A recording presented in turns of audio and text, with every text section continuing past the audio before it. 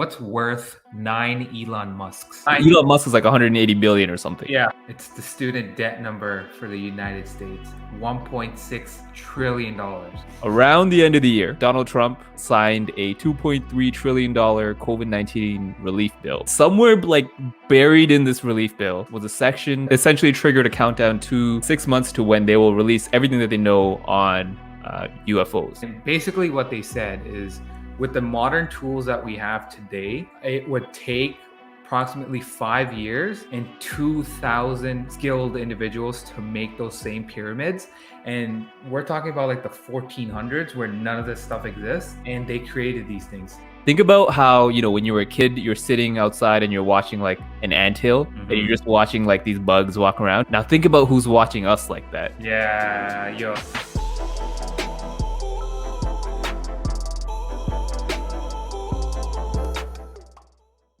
All right, what's up, Amin? This is a new segment to our podcast where it's just going to be you and me talking about things that have been keeping us up at night and hot button items that have been going around in the news. So obviously, let's jump right into it. We're going to talk about one of the most important items for especially our age group. So I'll let you take it away, man. Yeah, man. Here, I'm gonna pose a question for you now. Or a statement. I don't know what you want to call it. What's worth 9 Elon Musks? Oh man. Okay, wait. Nine Elon Musk is like 180 billion or something. Yeah, 180. Let's just round it off to 200. Close enough, right? So think of it. That's a crazy number. What is it?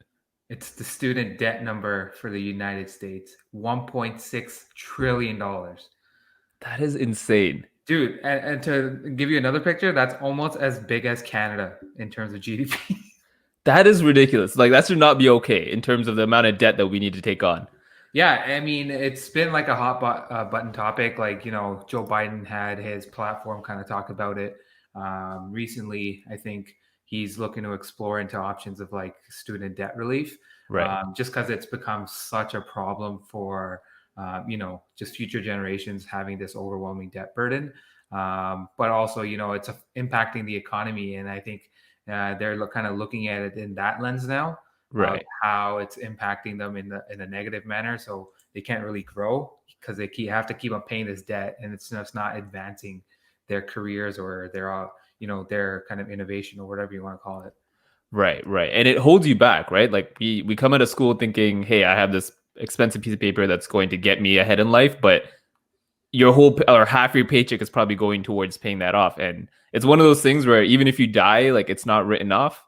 Yeah. So I think I'm not sure how it works in the States, but in Canada, I think the delinquency rate specifically, if we look at just like bankruptcies in Ontario, because we're from Ontario, 1 in 6 individuals that are filing for bankruptcy in Ontario are student debt is a leading factor of that. Jeez. And let's just give you context. Like Canada itself is pretty kind of, we're kind of lucky in the sense that our government and does provide a lot more funding into our institutions. Right. So our like tuition is not as bad, although we still complain in terms of how expensive it is. But if I look at our American counterparts, dude, like they're paying like, I don't know, like upwards of $40,000 sometimes a year for tuition. And really for Americans, 30% are usually in default after 6 years. Yeah. That is insane. It's wild. Like it's funny. Like I always look at this context in the sense of business, right? Like everyone wants to be an entrepreneur and do that stuff. You can't get like $100,000 to, start up a business and try it out and test it out. But you can get $100,000 to go this 4-year program to get some shitty job out of school. And basically you're left with paying $100,000. So is it really providing innovation or stimulus? And the rates on these things are fucking like 6% sometimes, or even higher, depending on, how you qualify for these loans. Or again, I don't know the American process, but I know in Canada, they're about 6%. So it's pretty significant kind of chunk of change that's coming out for individuals that are probably making 40 to 50K when they come out of school. Yeah, seriously. And I think one point on that is in the States, I think a majority of the loans are actually by private lenders. Yeah. Whereas for us, it's guaranteed by the government. So I guess it's supposed to be safer, but I don't know what your thoughts are on that, like in terms of the government confirming or however you want to kind of label it. Yeah, I think like maybe just the government being in usually, I think there's more control in terms of regulation, in terms of what the cost can be and what the approval process is. I think for the most part, most people that I know were able to get some sort of student funding without any issues really. Right. But in America, as soon as you're in your like final year, you have to kind of start planning this whole process in terms of how do I get the student funding, what's available to me, sponsorships, what kind of rates are there, and there's a lot of other variables. So from that standpoint, I feel like it's a lot more complex, and that complexity also results in a lot of bad decisions. I feel just because, like, if you look at it, you're 18 years old or 17 years old going to university. Yeah. You literally have like throughout your whole entire, like, say, high school life, learn nothing about like finance in general, which is another problem and another topic of its own afterwards. Yeah. But you literally have no common sense in terms of like what this is actually financially going to cost you. But it's going to pay for school because you think it's going to have an ROI later on. Exactly. So I think there's like it's like, on the fence in terms of where I feel about it. I mean, there's like other like kind of ridiculous stats around this where, in the last 10 years alone, in Canada and the US respectively, wages have only gone up like around 4 to 6%. Yep. And tuition's gone up 40%. So literally you're kind of already That's have a 10x variance. right? So yeah, exactly. Right. So, and it's just like, hey, like I cannot carry my cost of living in terms of, the tuition and what my job is eventually going to pay me to start off with. Not to say, some kids are lucky and they get scholarships and whatnot. I'm saying for the most general, in terms of general public, a lot of our students do have like about on average 30K of debt out of school. I think the worst part about that is when you understand the breakdown of some of those numbers, right? Because I don't think education itself, or I don't think that the curriculum itself has changed at all. A majority of those costs are coming from administrative bloating, right? Yep. Like you want or you want a bunch of deans and new faculty heads and more positions in the university, and not putting all the blame on salary, but that's majority of what it is, right? Yeah, so I think there's a bunch of factors that play into this. So I'll talk about it in more of the American context. So what happened in like say like the 70s and 60s, generally speaking, like a lot of individuals that went through college, they were able to pay their tuition because it's obviously not as expensive. So when they graduated, they'd have like a summer job and pay it off. Or they graduate with a couple hundred or a couple $1,000. Yeah. But they'll get on with their lives to pay it off within a couple of years, easy. Right. And then came the 80s. And it seems like this guy is involved in like literally every bad thing that's happened to America. Ronald Reagan. Yeah. Like literally, like we can go into like coke, or like I should say drugs, not coke, but like drugs, the economy, the kind of gap between poor and the rich. A lot of things like kind of started with his administration because he was trying to boost America's economy in terms of more capitalist society. Right. And so what we really saw here was a lot of budget cuts towards higher education. Yeah. And what happened is a lot of states that would receive these kind of this funding for student programs and higher education, now they're restricted in terms of their spending towards stuff they have to spend on like healthcare or infrastructure and stuff like that. Right. Because education is usually heavily subsidized in most states and areas. And so what we saw here was like the average cost of tuition, say in the 1980s, in terms of today's dollars, was about $17,000 at a private school, right, or a private college, I should say, and about $7,900 in a public college. And now, I guess, like for our Canadian audience, we only have public colleges or universities here.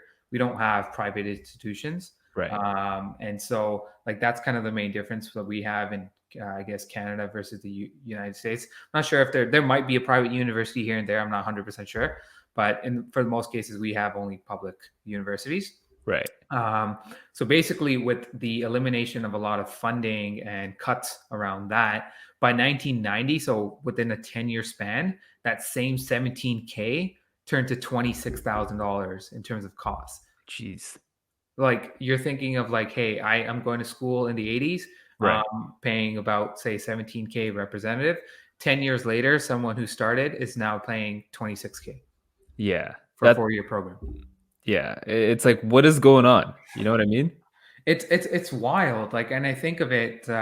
Obviously, we both went to universities here, and when we think of administrative costs, think about all those little things that they started tacking onto your tuition.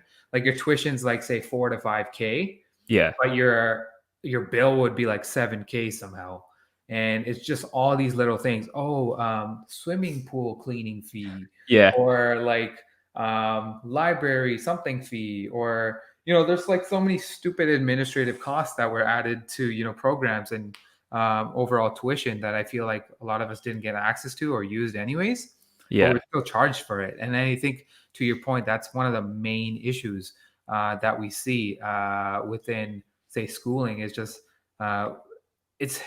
the university system hasn't really evolved in Right. terms of the product itself. And I know we had this discussion with um, Travis Retnam, who's a CEO of Knowledge Hook, and he mentioned like how the university product hasn't changed, and like there's new disrupting things that are coming out, like these smaller kind of programs like Brain Station and those kind Yeah. of equivalents. And I think those have done much better in terms of the ROI aspect because they're like 6 to 7 thousand max, Right. and you can get jobs right out of a 3-month program.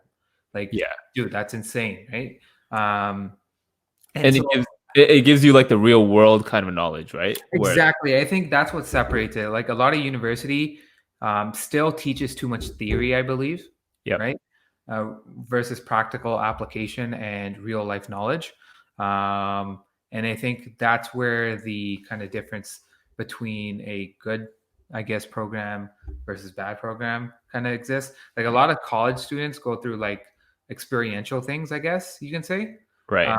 And universities, I feel like I was a lot more theory based.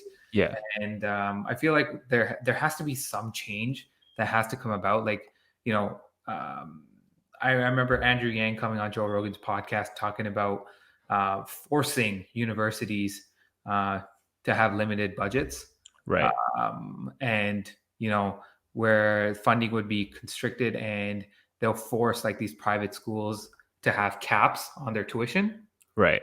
And so Joe Rogan posed a question where, like, what if the universities fail, right? Because they're for profit, technically, a lot of these universities. Right. Um, Andrews Yang's like, they figured it out last time, they can figure it out now, right? Exactly. So, like, there's always ways. Like, obviously, as a for profit entity, they're obviously going to lobby and make excuses about a lot of things. Like, Harvard has like some ridiculous dollar amount in terms of endowment. I Yeah. think like 4 billion or $5 billion or something wild like that, Crazy number. right? And Yeah. so, like, if you think of that, that's a like less bigger than a lot of corporations out there, like large businesses, right? That's just their endowment. Uh, 100%. Do you think we need to kind of stop calling it that, the for-profit entity, and just call it what it is? Like, you're essentially a business, right? You're a corporation and you're acting like one. So why are you not treated as one? Yeah, exactly. So I feel like I don't even think they're taxed on anything or whatever. I don't know how the university programs there work, but I just find it weird that these schools just take advantage of. I feel personally like they're taking advantage of so many kids, kind of selling them the dream of like, hey, you can be successful if you do the program, or you. I think there's another stigma in society where it's just like you have to go to Yep. university or you cannot succeed. But I think we're starting to break barriers into that now, where we've seen a lot of success come out of individuals not go to university. Not to say education is not important, Yeah. but for some, it's probably not necessary. And so don't go down that route. But it's sad to see like a lot of millennials starting to push back their lives because of the overwhelming amount of debt they have. Right. For example, um, pushing back when they get married, pushing back when they have kids, pushing back like several different career options and stuff like that. just because they have to prioritize, can they afford it? Right. Which I feel like is like pretty much like that's kind of fucked up, to be honest. Yeah. Within our friend group, because obviously we graduated 6 years ago now. Mhm. And I've been noticing a lot of my friends posting up the letter that they get when you pay off your loan. It's like, congratulations, your national student loans is paid off. I'm like, this shouldn't be such a huge celebration. You know what I mean? As big Yeah. as it is. Yeah. I remember like I personally did the same thing like Yeah. when I had the chance because like it's a huge accomplishment when you get to pay off that debt and it's like a huge burden lifted off your shoulders. But at the same time, you probably were like literally living like shit Yeah. The for student like life, a couple yeah, years, that term exists for a reason, like live right? like a student. Right. And so like when I think about like growing your life or growing your wealth, your capacity to do that is so limited with so much debt on your head. So like, hey, invest in stocks or hey, invest in a house or whatever it may be. I think that's limited. So a lot of individuals in our generation and younger generations are now looking towards side hustles Right. to kind of, I guess, break or like close the gap in terms of having a lifestyle and also succeeding and making sure they make ends meet. Right. So I don't know. There's a lot of challenges. I feel like government should consider like maybe a subsidization, like Biden was saying, to some of the student debt to help provide stimulus in this economy. Because if you think of it, a individual that has less debt or is not burdened by debt is much likely to pump in more dollars into the economy, Exactly. which obviously has a positive effect overall on GDP or innovation and stuff like that. Because there's like certain factors in kind of economic, if you think of like how economies grow, like there's Right. technology, human capital, and all those other kind of things that add up. And I feel like um, without that burden of debt, people can be quite successful. Not to say like say, hey, if you want to be a doctor, I really need you to go to school. Yeah. I don't want you to take like a online 3 hour course and like try to certify yourself in something. Like there's certain careers that you can't just get away from that. But for the most part, I feel like you can start taking these micro courses and be successful. And hopefully there's a way that the government can introduce ways to subsidize. So like I don't know what your thoughts are on that, but I feel like there should be some sort of cost cutting to help future generations and current generations to alleviate that pain.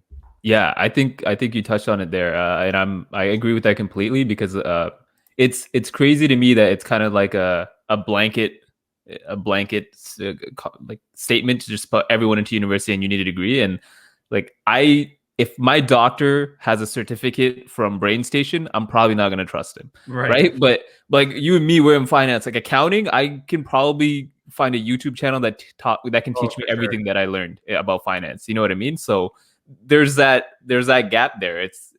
It doesn't necessarily mean that you're qualified. And to that point, I have friends who have CPAs and they don't know some things that they probably should know. You know what I mean? So it's like Yeah, dude, I know what you're talking about. I've seen them at firms and stuff like that. Like, I've questioned sometimes, like, how the fuck did you get that role, dude? Like, how? exactly. But Exactly. yeah, So yeah, to that point, yeah, doctors, please get a degree. Like that makes sense. But for accountants and some of those jobs, it's like I've probably learned 70% of what I do on my job. Like that's taught me more yeah, than what I've learned at university through my degree. And yes, I partied and probably didn't pay attention in some classes, but I'm talking like overall, right? Like it for the most part, I've learned more on the job and through YouTube than I have through my for big sure. bachelor of finance program. So Yeah, that's not knocking them down, but yeah, for sure. And I feel like that's the most important thing. I think experience outweighs theory or strategy, um, right.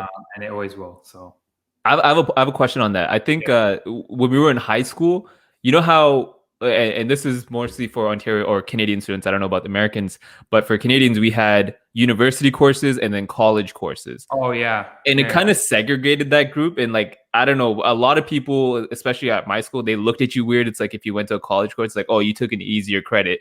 And it's like now when I think back on it, it's like college brought together the hands-on experience and the theory part. So maybe that was a better solution, yeah. depending Like on I guess like the thing is too like employers maybe have to open up doors into that thinking and knowledge base too. Like right, I feel like employers, if you don't have like, let's give our example of like our careers in accounting. right, I don't think a lot of college courses focus in on accounting, Yeah. or well known for accounting. Whereas if you look at other business programs across Ontario, you'll have a lot of individuals having a strong accounting program. Right. I think the best well known accounting programs is at Waterloo. Like they have a specific program just for accounting. Right. And employers can expect to know that they know theory in accounting, Yeah. but beyond that, it's not really practical kind of experience. Yeah. Versus, I don't know what the college experience looks like. It might be the exact same, but if I were to compare someone from University of Waterloo to like, I don't know, Conestoga College. By the way, I'm not making fun of Conestoga College grads, but I'm just saying, I think the employer is always going to say, I want the Waterloo kid, Right. which I feel like is wrong.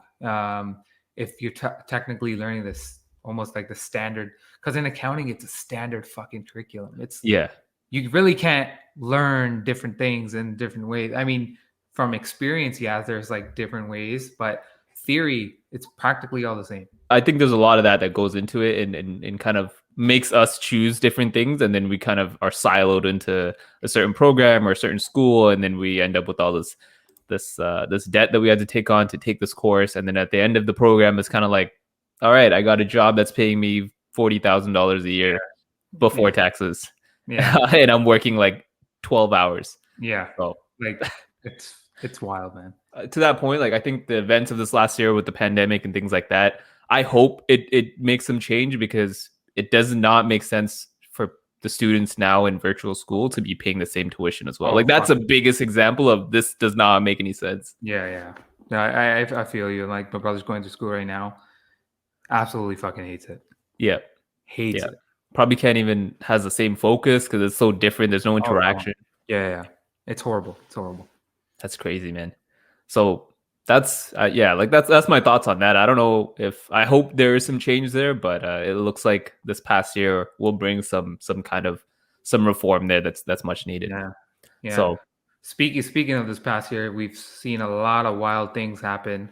Obviously, COVID is one of them, but there's been a whole little trend on aliens and stuff with COVID. So yeah, you heard about this like opening bill thing. I don't know what it's called, but yes. So I wanted to ask you about that. I wanted to know if you knew the connection between COVID-19, the current pandemic, and UFOs and aliens and all of that. Like the only thing I know of on a high level is like they're supposed to release some information about stuff, but I don't know the details or like anything about that. Yeah, so I don't know if you remember this. So this came out a couple, I want to say sometime in early last year. And there was something that was shared from the Pentagon, and they released or declassified some files. And we saw something that come up, and I'm going to bring this up here. There's a whole fleet of them. Look on the ASA. Oh my gosh. They're all going against the wind. The wind's 120 knots from the west. Look at that thing, dude.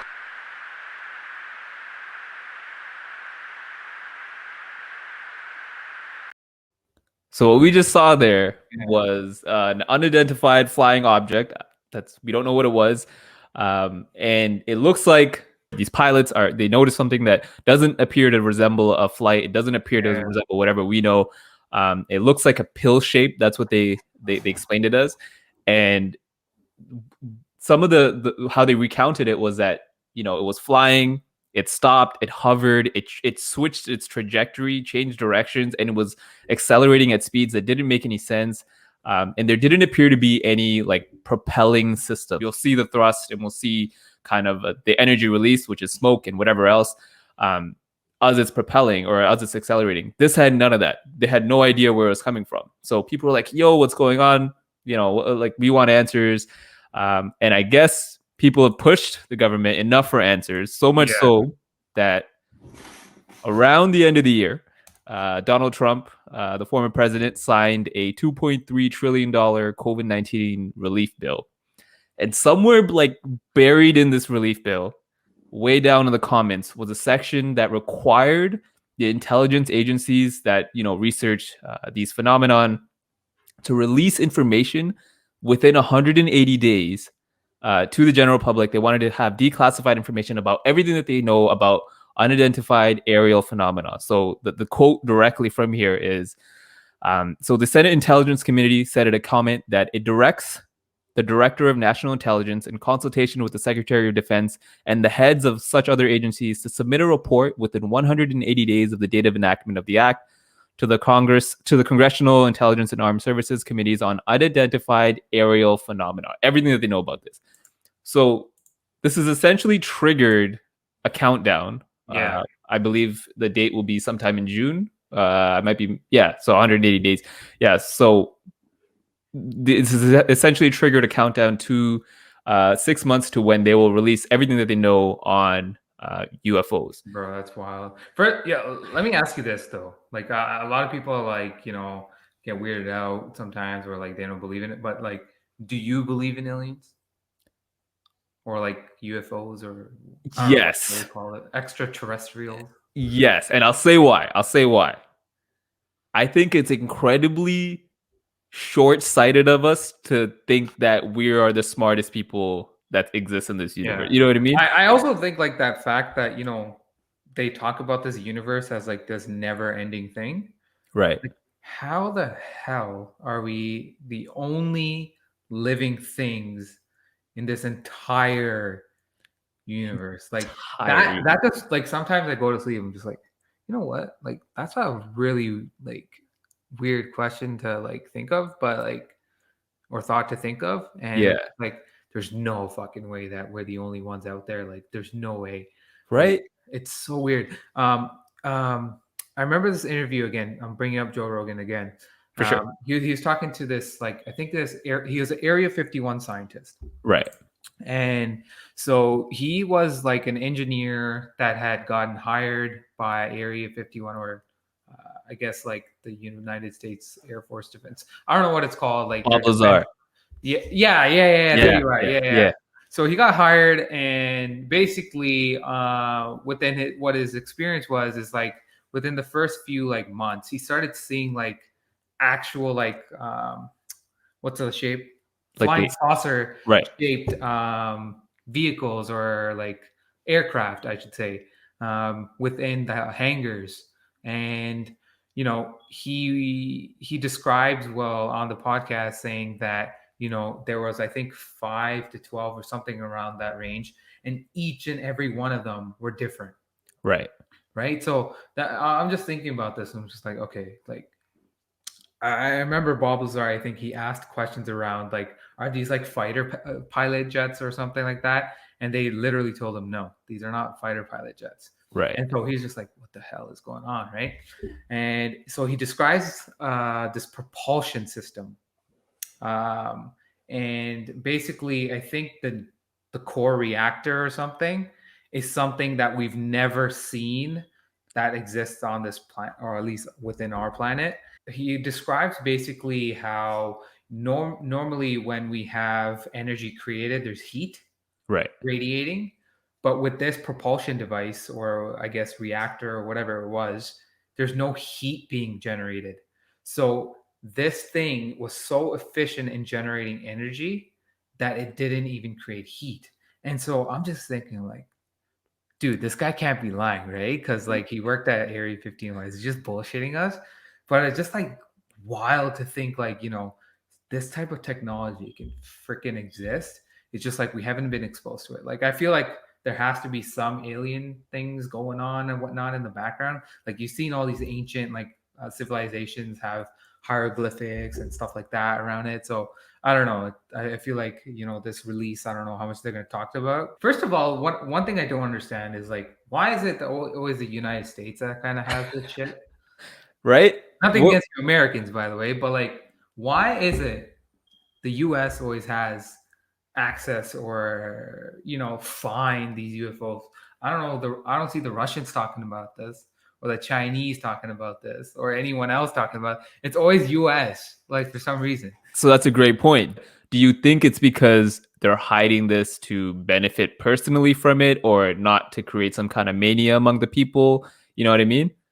Yeah, I don't know. I feel like one aspect is just like this, like COVID thing is like to mentally prepare people for like the news of a potential like alien or whatever UFO kind of sighting, and this is what exists, and this is what we found.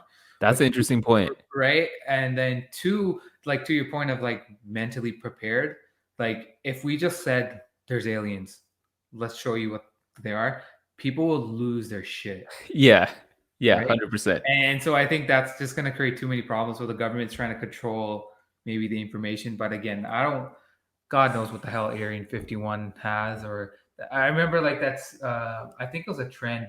It was Raid Area 51. Yeah, when that was trending, that was supposed to happen last year, I think. Or like 2 years ago, something like that. And then they literally warned people like, you will be shot dead if you try to like even get remotely close to this area.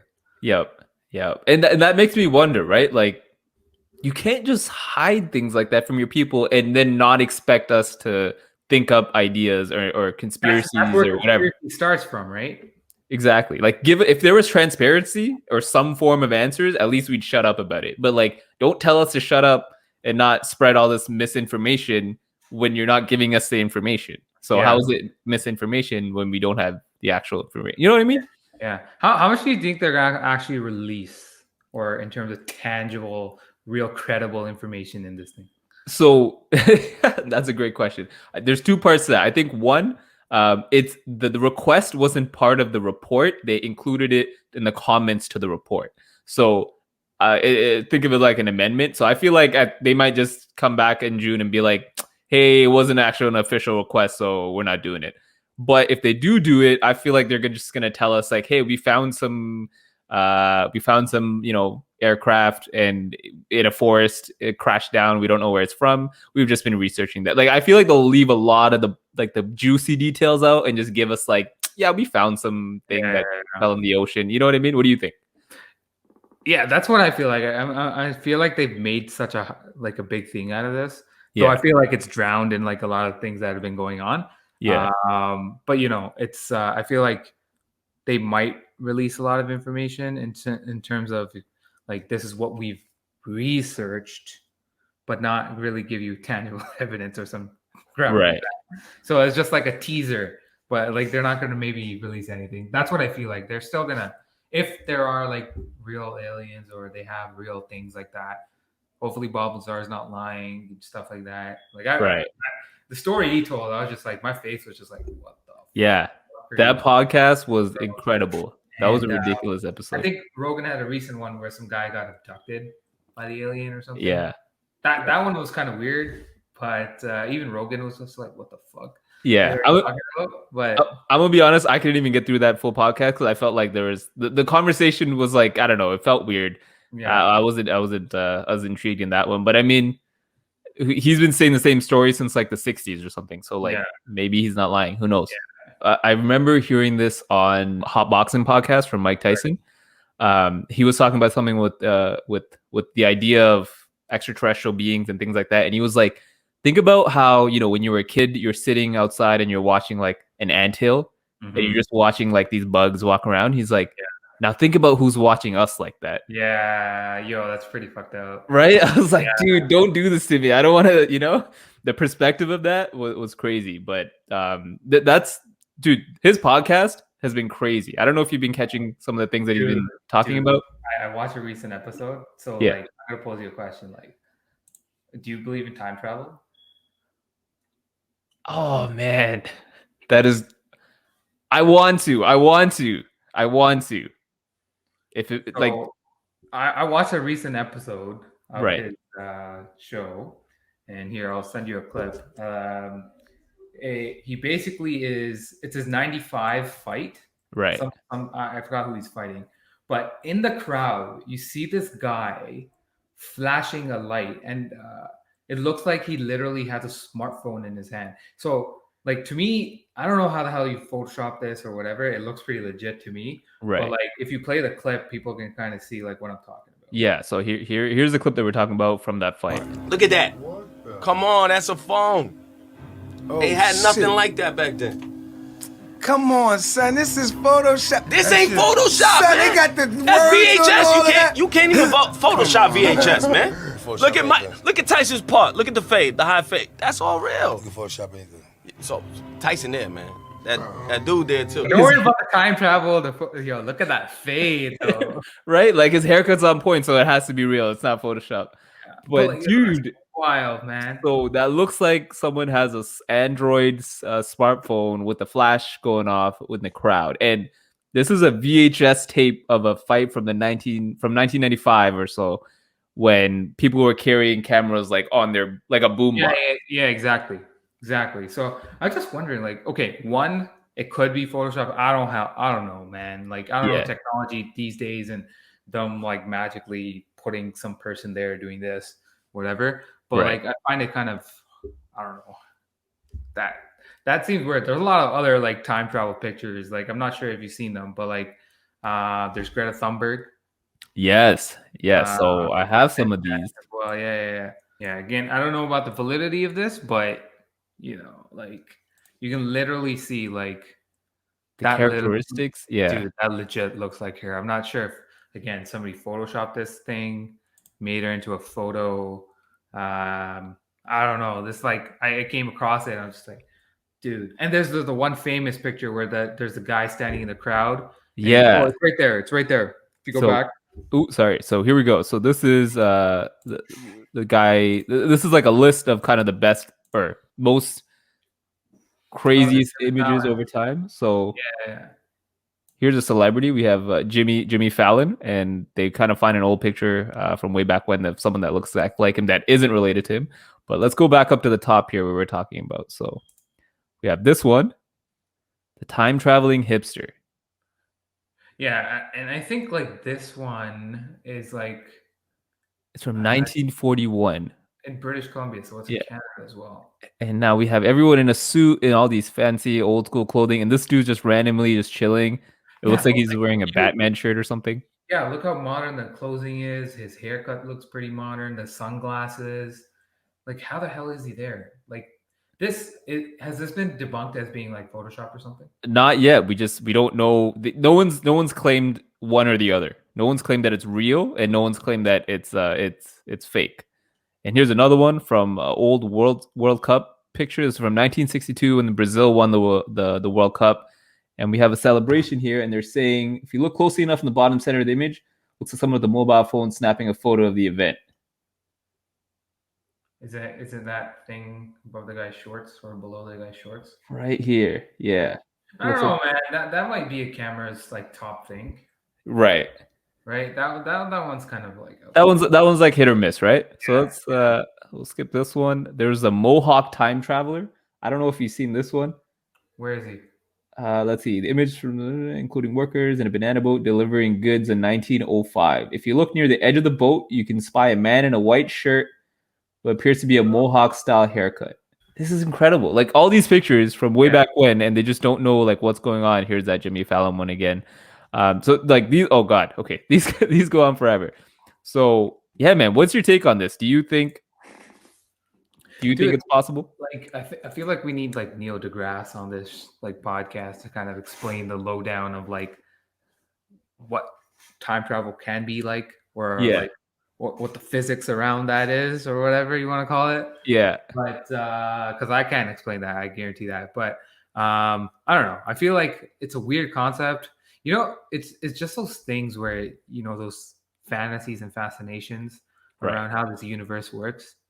Right. Because you can never answer everything, and it feels like does this like thing exist? Like, are we able to go back to time? Like let's pose it in terms of this question. Like, in terms of time travel, like if you that red pill versus blue pill thing, right? If you're like 15 years younger or something and had the knowledge that you had today, or you're 40 and you have $100 million, which one would you pick? Right. So it's like going forward, backward, like kind of thing. Or even if you've probably thought of like, hey man, I wish I was like 20 and I made this decision, or I bought Tesla last year, or something along those lines, right? Like you probably thought of that.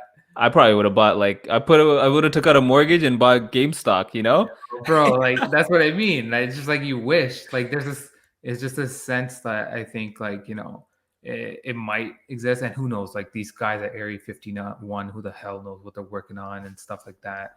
There's probably, I mean, there's stories of like people doing this, Right. and there's I think there's like some ancient story in like Egyptian times or something along those lines. Yeah. Where they talk about time travel. And it's weird, I guess, because like that's a weird society where they've actually been. There's a lot of hieroglyphics connected to aliens and Right. weird things. So who knows? Like these aliens might have like something that allows you to time travel. But Yeah, I think one of the biggest like conspiracies with aliens and like ancient history is, and you brought this up a few days ago, was the pyramids, right? Like there's a whole like who built the pyramid? How did they manage all these? This. Yeah. So you want to hear something wild? Yeah. So I think this came out of like from a group of engineers, and basically what they said is with the modern tools that we have today, Right. it would take approximately 5 years and 2,000 skilled individuals to make those same pyramids. And we're talking about like the 1400s where none of this stuff exists. Yeah. And they created these things. Like, so still today, when we think of like all the tech that we have, all the tech that we have, how the engineers still today don't understand how they created these pyramids. Like they have no idea, like, how did they do this without like some real out there technology to, help them build that. And every movie just shows like people and horses and right, like every movie depiction of it is like, oh yeah, we just built it with animals and people, and it's like, dude, how many people and how many animals? Like what, bro? How the hell is like people gonna be carrying these giant ass rock bricks up? Like I don't know how big the pyramids are in terms of length, right? Bro, you're killing these mans. That's insane. And listen, I understand they probably had the human capital because around that time is when they were, abusing slaves at a ridiculous scale. But even with that, like that's just human capital. And we're talking about with the tech that we have, it would still take 2,000 people or whatever that is. So it's like, that does not make any sense at all. That makes zero sense. It's wild. I don't know how that is. So I don't know, man. I think, you know what bugs me about all of this? Like, it's all fun and games to like, talk about this and shoot the shit. But at the end of the day, it's like, if there is convincing evidence that, there's no such thing as aliens, there's no such thing as UFOs, time travel can't be done, whatever. If there is convincing evidence for that, then why don't we invest into these, important, intriguing discussions and like into similar to how we invest into celebrities and things like that, society pushes you to question all these things and they make you look stupid when you talk about this stuff. But it's like, I feel like it's also the thing that where like government still wants control over things, right? You know what I mean? And they don't want to expose too many secrets. Like to your point, like if we were to like make these advances and have some like really out there technology, like let's face it, there's a lot of idiots out there, and they had access to this type of technology. Yeah, bro, come on. Here's where I agree and disagree. Right, I agree with time traveling, because if we let mass like time traveling be okay at mass scale, like people will mess shit up. Like 100% no, like someone will bring back Hitler from the dead or some crazy stuff like that. I know, but when it comes to aliens and stuff, we could use that technology. If it's viable, like, you know what I mean? Like we thought Tesla was crazy. I'll bring back a dinosaur and shit, Nah, this is why we can't have nice things, bro. Why not, man? I'm a pet Tyrannosaurus Rex. Oh man, dude, I don't know what else I have on that, but I think we'll leave it at that. If you time traveled, you'll bring back a dinosaur. It'll be Jurassic Park out here. Jurassic Park for real in Toronto. Yeah, real. Yeah. Took that in. I just took that in.